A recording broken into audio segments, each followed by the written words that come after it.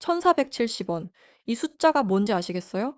지금 달러 한 장 바꾸려면 내야 하는 원화 금액이에요. 2009년 글로벌 금융위기 때 이후로 16년 만에 처음 보는 숫자예요. 그런데 여기서 끝이 아니에요. 정부가 지금 뭘 하고 있는지 아세요? 여러분이 매달 월급에서 떼는 국민연금 그 돈을 환율 방어에 쏟아붓고 있어요. 650억 달러, 우리 돈으로 95조 원이에요.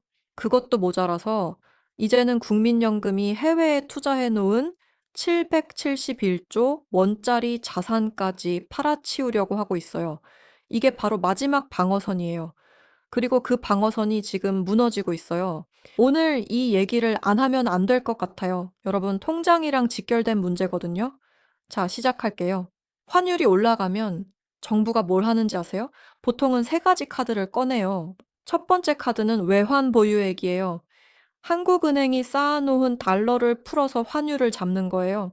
지금 우리나라 외환 보유액이 628조 원 정도 돼요. 그런데 문제는요, 이걸 함부로 쓸 수가 이제 없어요. 외환 보유액이 줄어든다는 건 우리나라 경제가 위험하다는 신호로 읽히거든요. 투기 세력들한테 먹잇감 던져주는 꼴이에요. 그래서 꺼낸 게 두 번째 카드예요. 국민연금이랑 외환 스와프를 하는 거예요. 쉽게 말하면요. 국민연금이 해외 주식이나 채권을 사려고 달러가 필요하잖아요.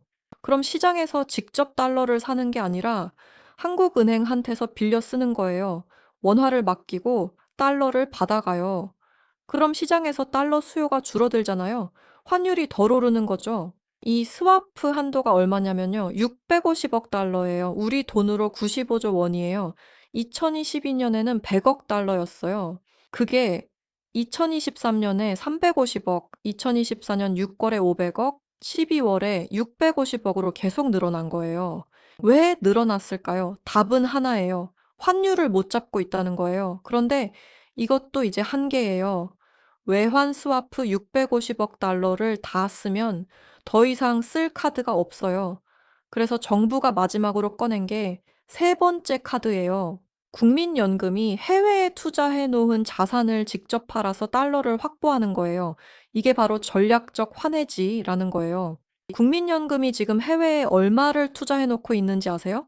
771조 원이에요. 우리나라 전체 외환 보유액 628조 원보다 143조 원이나 많아요. 국민연금이 한국은행보다 달러를 더 많이 갖고 있는 거예요. 정부 입장에서는 이거야말로 최후의 보루예요. 3단계 방어선 중에서 제일 마지막이에요. 그런데 지금 그 마지막 방어선까지 무너지고 있어요. 자, 여기서부터가 중요해요. 만약에요. 만약에 환율이 1,500원을 뚫어버리면 어떤 일이 벌어질까요? 블룸버그 통신이 뭐라고 했는지 아세요? 환율이 1,480원에서 1,500원 수준에 이르면 당국 개입이 한층 강화될 것이래요. 이게 무슨 뜻이냐면요.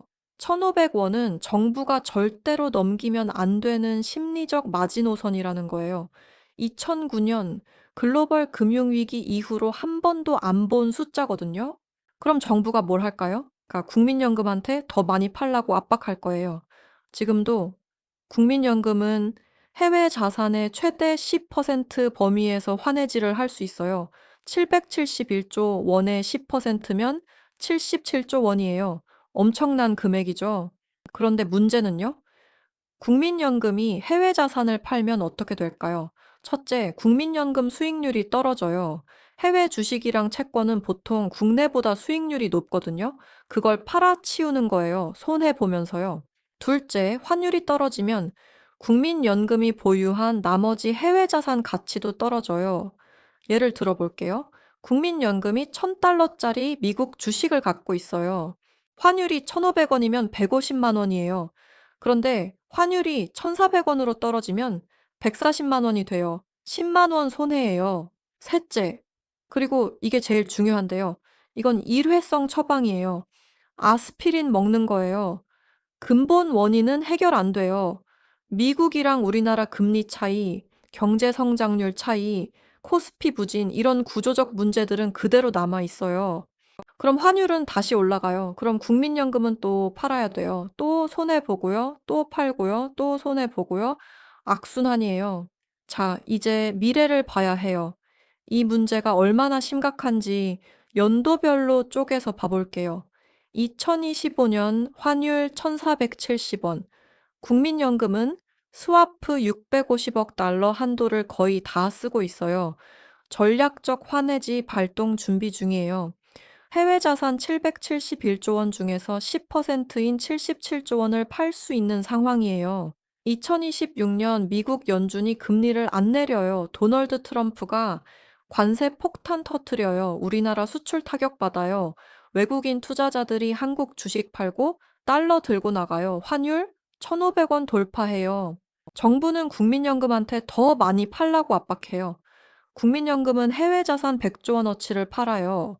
단기적으로 환율 1,400원대로 내려와요. 하지만 국민연금 수익률은 마이너스 찍어요. 그리고 여기서 문제가 하나 더 생겨요. 그러니까 국민연금이 100조 원어치 팔았잖아요. 그럼 나중에 다시 해외 투자하려면 또 달러를 사야 돼요. 환율이 더 오른 상태에서요. 결국 비싸게 사고 싸게 팔고 다시 비싸게 사는 악순환이에요. 2027년 국민연금 적립금 고갈 속도가 빨라져요. 왜냐면 이 2026년에 손해봤거든요. 게다가 베이비붐 세대가 본격적으로 연금 받기 시작해요. 매년 지출은 늘어나는데 수익률은 떨어지는 거예요. 정부는 또 다른 방법을 찾기 시작해요. 국민연금한테 해외에서 채권을 발행해서 달러를 직접 조달하라고 해요. 그런데 이것도 문제예요. 금리 내고 빌리는 건데 시장 금리가 높으면 이자 부담이 커져요. 그런데 해외 투자 비율은 지금이랑 똑같이 58%라고 가정해 볼게요. 그럼 해외 투자액이 얼마가 될까요? 지금 771조 원에서 1364조 원이 더 늘어나요. 총 2100조 원이 넘어요. 이 돈을 투자할 때마다 달러 수요가 생겨요. 환율 압력이 생기는 거예요. 그럼 정부는 또 국민연금한테 환해지 하라고 압박할 거예요. 국민연금은 또 손해보면서 팔 거예요. 그리고 2055년부터는 뭐가 시작되는지 아세요? 국민연금이 지출이 수입보다 많아지기 시작해요. 그럼 해외 자산을 팔아서 연금을 지급해야 돼요. 시나리오 B 국민연금이 환율 방어 때문에 해외 자산을 수익률 마이너스로 팔고 또 비싸게 사는 걸 반복해요. 연평균 수익률이 3%로 떨어져요. 김대리가 낸 2억 건은 3억 5천만 원이 돼요. 차이가 얼마예요? 1억 5천만 원이에요. 강남 아파트 한 평 값이에요. 김대리 입장에서는 억울하죠. 나는 매달 성실하게 국민연금 냈는데 정부가 환율 방어한다고 내 돈으로 손해를 본 거예요. 그런데 더 큰 문제가 있어요. 김대리가 받을 때쯤 되면 국민연금 적립금이 고갈 단계로 접어들어요. 지금 정부가 환율 방어 때문에 국민연금 수익률 깎아먹으면 고갈 시점이 더 빨라질 수 있어요. 국민연금연구원 추계에 따르면 현행대로 가면 2055년부터 적자가 시작돼요. 2063년에는 기금이 완전히 바닥나요. 김대리가 70살 될 때예요. 그럼 김대리는 국민연금을 얼마나 받을까요? 계산했던 것보다 훨씬 적게 받을 수도 있어요. 아니면 아예 못 받을 수도 있어요. 근본 원인을 봐야 해요. 첫째, 한국 경제 펀더멘털이 약해졌어요. 미국은 성장률 3%인데 우리는 2%예요. 미국은 기준금리 4.5%인데 우리는 2.5%예요. 투자자들이 한국보다 미국을 선택하는 거예요. 둘째, 코스피가 안 올라요. 3,000포인트도 못 들어요. 반도체 빼고는 먹을 게 없어요. 외국인들이 한국 주식 안 사요? 그럼 달러가 안 들어와요. 셋째, 국민연금이 너무 커졌어요. 해외 투자액이 771조 원이에요. 우리나라 GDP의 50%가 넘어요. 이 정도 규모가 되면 국민연금이 움직일 때마다 시장이 흔들려요. 넷째, 서학개미예요. 개인 투자자들이 해외 주식 투자한 게 230억 달러예요. 우리 돈으로 33조 원이에요. 이것도 달러 수요예요. 이 네 가지가 동시에 터진 거예요. 그래서 환율이 1,500원까지 올라가는 거예요. 동국대 현정환 교수가 뭐라고 했는지 아세요? 스와프 규모가 커지고 만기가 길어질수록 외환 보유액 유동성이 약화된다. 중앙은행과 연기금 간 외환 스와프 정례화는 자국 환율 불안정성을 스스로 인정하는 부정적 신호로 비칠 우려가 있다. 쉽게 말하면요. 국민연금 끌어다 쓰는 것 자체가 우리 경제 위험해요라고 전 세계에 광고하는 거나 마찬가지라는 얘기예요. 명지대 우석진 교수는 더 직설적이에요. 고환율의 구조적 요인은 금리 격차다. 미국과 한국 간의 금리 격차로 인한 환율 불안정성을 국민연금에 떠넘기면 안 된다. 맞는 말이에요. 환율 문제는 근본적으로 우리 경제가 약해서 생긴 건데 그 책임을 국민연금한테 떠넘기는 거예요. 국민 노후 자금으로요. 금융권에서는 이렇게 말해요. 국민연금 목적 자체가 환율 안정이 아니다. 기금 고갈이 진행되고 있는 만큼 향후 비슷한 상황이 벌어질 때 언제든 꺼내 쓸 수 있는 카드가 아니다.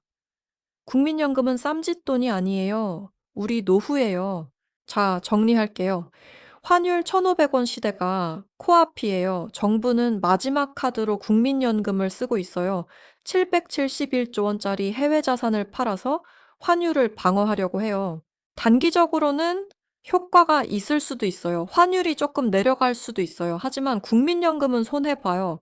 그 손해는 결국 우리한테 돌아와요. 2055년부터는 국민연금 적자가 시작돼요. 2063년에는 바닥나요. 지금 30대인 사람들이 연금 받을 나이 될 때쯤이에요. 그럼 우리는 뭘 해야 할까요? 첫째, 국민연금에만 의존하지 마세요. 이미 국민연금만으로는 노후를 보장할 수 없어요. 개인연금, 퇴직연금, 주택연금, 뭐든 좋으니 다른 준비를 병행하세요. 둘째, 환율 변동에 대비하세요. 환율이 1,500원을 뚫으면 수입 물가가 올라요. 생활비가 더 들어요. 지금부터 불필요한 지출을 줄이고 비상금을 쌓으세요. 셋째, 해외 분산 투자를 고려하세요. 국민연금이 왜 해외 투자를 늘렸을까요? 국내만으로는 수익을 못 내니까요. 여러분도 마찬가지예요. 달러 자산, 해외 주식, 해외 채권, 이런 것들을 조금씩이라도 가져가세요. 환율이 오르면 이게 방어막이 돼요. 넷째, 정부 정책을 계속 주시하세요. 국민연금 환해지가 얼마나 이뤄지는지, 기금 수익률이 어떻게 변하는지, 적립금 고갈 시점 예측이 어떻게 바뀌는지, 이런 뉴스들을 놓치지 마세요. 여러분, 노후가 걸린 문제예요. 다섯째, 목소리를 내세요. 국민연금은 국민 돈이에요. 정부가 환율 방어 때문에 함부로 쓰면 안 돼요. 국민연금 기금운용위원회 회의록 공개를 요구하세요. 환해지로 얼마나 손실이 났는지 투명하게 공개하라고 요구하세요. 환율 1,500원, 이건 단순히 그 숫자가 아니에요. 우리 경제의 체력이 약해졌다는 신호예요. 그리고 정부가 그 문제를 해결하지 못하고 국민연금이라는 마지막 방어선에 의존하고 있다는 신호예요. 마지막 방어선이 무너지면 뭐가 남을까요? 아무것도 안 남아요. 지금부터라도 준비하세요. 국민연금에만 기대지 마세요. 여러분 스스로 여러분 노후를 지켜야 해요. 오늘 영상이 도움이 되셨다면 구독과 좋아요 부탁드려요. 그리고 주변 분들한테도 공유해 주세요. 이 문제는 우리 모두의 노후가 걸린 문제니까요. 여러분의 통장은 여러분이 지키세요. 고맙습니다. 2025-13년 이 해가 중요한 이유가 있어요. 국민연금 적립금이 정점을 찍는 해예요. 3,659조 원까지 올라가요. 그다음부터는 줄어들어요. 환율이 어떻든 무조건 팔아야 하는 거예요. 만약 그때 환율이 낮으면 손해봐요. 환율이 높으면 환율을 더 올려요. 어쨌든 손해예요. 이게 얼마나 심각한 문제인지 구체적으로 봐볼게요. 서울에서 IT 회사 다니는 32살 김대리가 있어요. 연봉 4,500만 원이에요. 매달 국민연금 40만 원 정도 내요. 1년이면 480만 원이에요. 김대리는 지금부터 33년 뒤인 2058년에 국민연금을 받기 시작해요. 그때까지 납입할 총액이 얼마일까요? 대충 계산해도 2억 원은 넘어요. 그런데 국민연금이 지금처럼 환율 방어에 동원되면서 손해를 계속 보면 어떻게 될까요? 시나리오 A 국민연금이 해외 투자에서 연평균 5% 수익을 내요. 김대리가 낸 2억 원은 33년 뒤에 5억 원이 돼요.